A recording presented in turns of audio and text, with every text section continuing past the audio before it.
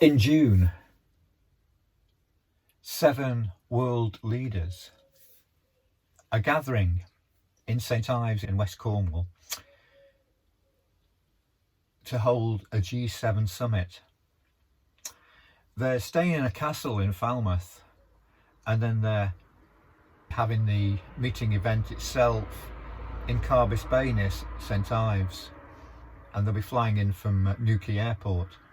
Travel's going to be disrupted in Cornwall. Cornwall's already suffered a lot of disruption to the tourist economy, which it depends on these days.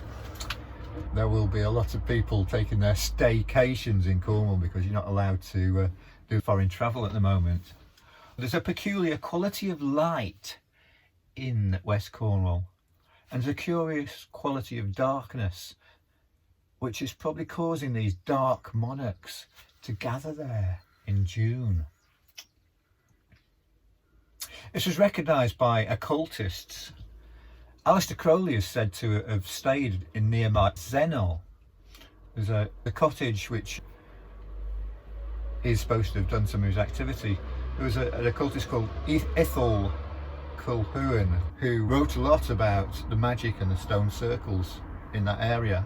It's the start of this mighty ley line which transverses England, this Michael Mary ley line, where the dragon energy, or the chi from the dragon, circulates from St Michael's Mount, where St Michael is supposed to have battled with the dragon, and where the Cornish giants battled and ended up with this huge rock being placed in the sea.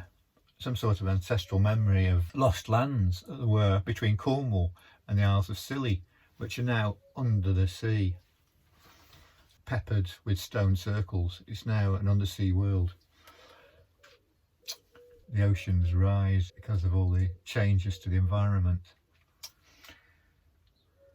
St Ives was a gathering place of many occultists in the modern period. From about 1900 onwards, it was recognised as an occult centre for the early modernist painters and sculptors such as Sven Berlin. Barbara Hepworth, so much of her work is based on her observations of the stone circles in the surrounding area.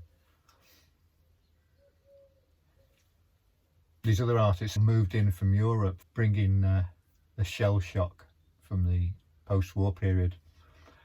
And hippies such as my teenage self used to gather down there in St Ives. We used to camp freely and yeah,